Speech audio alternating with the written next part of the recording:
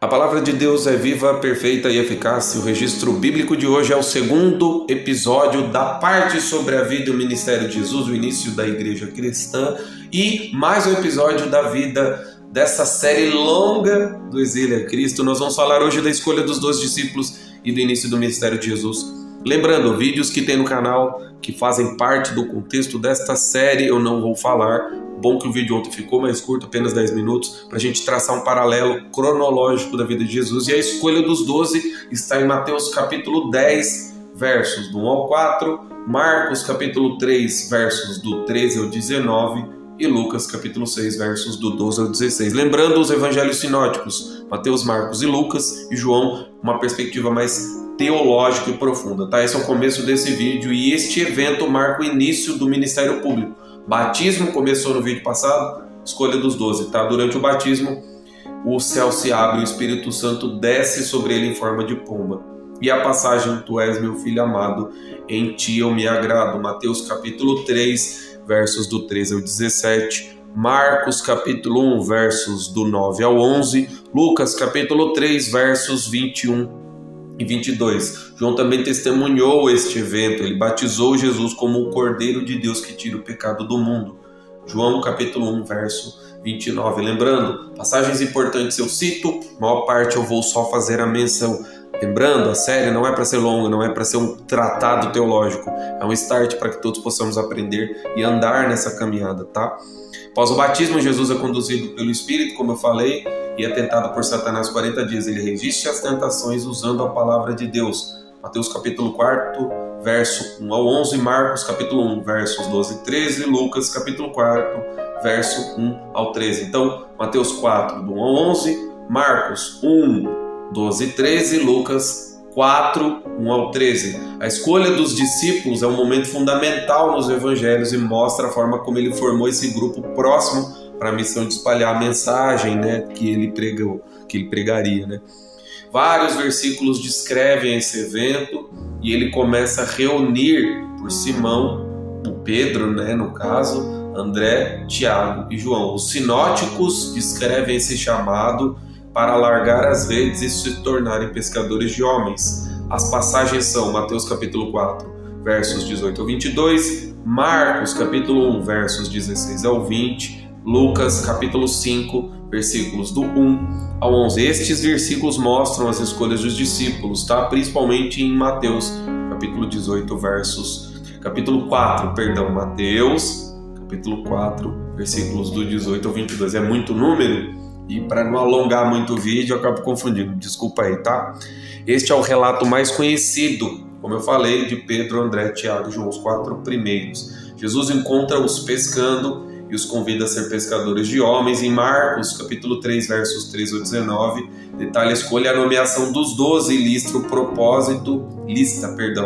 os seus nomes e o propósito das escolhas, tá? Jesus subiu ao monte, a passagem em si, vamos lá. Jesus subiu ao monte e chamou a si aqueles que ele quis e eles vieram. Nomeou 12 para que estivessem com ele e os enviasse a pregar e a ter autoridade para expulsar demônios. Nomeou Simão, a quem deu o nome de Pedro, Tiago, filho de Zebedeu, e João, irmão de Tiago, a quem deu o nome de Boanerges, significa filho do trovão. André, Filipe, Bartolomeu, Mateus, Tomé, Tiago, filho de Alfeu, Tadeu, Simão, o Zelote e Judas Iscariotes, o traidor. Lucas capítulo 6, versos do 12 ao 16. Lucas enfatiza que Jesus passou a noite inteira em oração antes de escolher os 12. Naqueles dias Jesus subiu ao monte para orar e passou a noite toda em oração a Deus. Ao amanhecer, chamou seus discípulos e escolheu 12 deles, a quem também deu o nome de apóstolos. Simão, a quem deu o nome de Pedro, seu irmão André, Tiago, João, Filipe, Bartolomeu, Mateus, Tomé, Tiago, filho de Alfeu, Simão, chamado Zelote, Judas, filho de Tiago, e Judas Iscariotes, o traidor, tá? Essas são as passagens, eu fiz questão de mencionar para a gente encaixar bem o contexto do início do ministério de Jesus e o que ensina essa escolha. Ele revela alguns pontos importantes sobre a missão dele, a diversidade, que o grupo era formado por várias pessoas de profissões diferentes, origens diferentes, como pescadores, o coletor de impostos, Mateus, o publicano, Simão Zelote, o Zelote, conforme falei no vídeo passado, que era o grupo político social radical. Essa diversidade mostra que todos, independente do passado ou da posição social, podem participar e se achegar a ele. E Jesus, a preparação, né? Jesus não apenas os chamou, mas os manteve muito perto para que estivessem com ele o tempo todo. Esse tempo que passaram juntos foi crucial para poder aprender, testemunhar os milagres e serem preparados para a missão futura, tá? Ele lhes deu autoridade para curar, pregar, capacitar uns aos outros e capacitar pessoas além deles e continuar o seu trabalho. A escolha não foi apenas para segui-lo, mas para se tornarem líderes e testemunhas da sua ressurreição, tá? Essas passagens, esse momento mostra que a escolha dos discípulos não foi à toa, não foi um ato intencional, não foi coincidência, foi estratégia de Jesus, focando na capacidade de um grupo diverso para ser a base da igreja primitiva e levar essa mensagem ao mundo. E como era o ministério após a escolha dos 12, formou-se a missão, formou-se o grupo e bora para a missão, vamos embora para a missão, e era centrado nas parábolas, tem vídeo de algumas parábolas aqui no canal também, eram histórias simples e ilustravam as verdades profundas sobre o reino de Deus. Pregava amor e compaixão, ensinava esse amor de Deus ao próximo, incluindo os inimigos, demonstrava compaixão pelos marginalizados, os doentes e os pecadores, realizou vários milagres, curas, expulsava demônios em nome de Deus.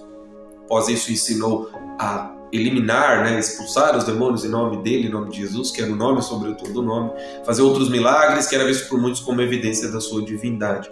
Apesar da sua popularidade, sua mensagem de um reino espiritual e não político, sua crítica aos líderes religiosos da época criaram tensões. A sua entrada triunfal em Jerusalém, celebrada por uma multidão, foi rapidamente seguida por sua prisão, julgamento e crucificação. A morte de Jesus, no entanto, não foi o fim. Tá? Os ensinamentos, como eram os ensinamentos, tudo antes, né, de todo o Calvário. O principal deles, o Sermão da Montanha, registrado por Mateus, é um dos mais importantes, se não talvez o mais importante, tá? Os mandamentos do Sermão da Montanha, incluindo as bem-aventuranças, as bênçãos, né? E essa interpretação nova da lei mosaica, tá? Mateus, capítulos do 5 ao 7, tá? Lucas apresenta uma versão mais curta no Sermão da Planície, no capítulo 6 do Evangelho de Lucas, do versos do 20 ao 49. Tá? Os milagres também foram relatados em várias passagens, como a cura dos enfermos, expulsão de demônios, ressurreição dos mortos. Marcos, por exemplo, enfatiza o poder de Jesus sobre a natureza, o pecado e a doença. Tá? O Evangelho de João menciona 7 milagres chamados de sinais que têm um profundo significado teológico e revelam a glória de Jesus, como a transformação da água em vinho, no capítulo 2 de João, versos do 1 ao 11, a ressurreição de Lázaro, no capítulo 11, versos do 1 ao 44, e parábolas que Jesus usa para ensinar sobre o reino do céu, como a parábola do semeador, do filho pródigo e do bom samaritano. Tem vídeo aqui no canal também, beleza? Lucas é particularmente rico nas parábolas, tá? Porém, contudo, entretanto, todavia, nem tudo são flores, tem espinhos também. Jesus é visto como uma ameaça pelos judeus, os fariseus e os saduceus, tá? E as autoridades romanas também, devido a toda essa influência. Ele foi condenado à morte por crucificação por Pôncio Pilatos. Ele lavou as mãos, mas ele entregou nas mãos dos judeus, porque ele viu a inocência de Jesus, tá? Tem relato aqui sobre como era Pôncio Pilatos na semana passada também, tá? Condenação e a crucificação, as passagens são em Mateus capítulo 27, do 11 ao 26, Marcos capítulo 15, do 1 ao 15, Lucas capítulo 23, versos 3 ao 25, e João capítulo 19, do 1 ao 16, tem vídeo sobre a crucificação, então eu não vou entrar em muitos detalhes. A passagem da última ceia, a crucificação, está lá no vídeo da Páscoa, beleza? Vamos para a entrada triunfal. Jesus entra em Jerusalém montado no jumentinho, essa passagem, que ele é aclamado pela multidão como rei de Israel, Mateus capítulo 21, versos do 1 ao 11, Marcos capítulo 11, versos do 1 ao 11, Lucas capítulo 19, versos 28 ao 44, João capítulo 12, versos do 12 ao 19, tá? Passagem da última ceia, cronologicamente eu falo os eventos, mas tem vídeo aqui no canal que foi celebrada na Páscoa. Durante esta ceia ele instituiu a Eucaristia, beleza? Tem a passagem, a explicação bonitinha, a passagem do lava-pés também tá lá, de João capítulo 13, versos do 1 ao 17. Vamos para a oração do Getsemane. Jesus vai ao Monte das Oliveiras, onde ele ora intensamente. Antes da sua prisão, ele expressa a sua angústia. mas se submete à vontade do Eterno. Mateus capítulo 26, versos 36 ao 46, Marcos capítulo 14, versos 32 ao 42, Lucas capítulo 22, versos 39 ao 46.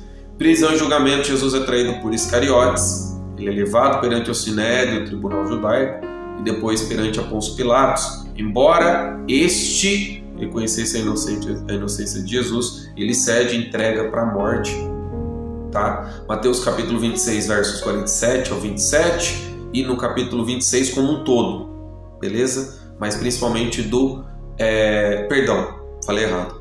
Mateus capítulo 26, versos do 27 ao 47, beleza? Falei errado, acabei confundindo os números aqui. Mateus capítulo 26, ele trata especificamente, mas tem as passagens, tá falando lá na série da Páscoa. Marcos capítulo 14, versos...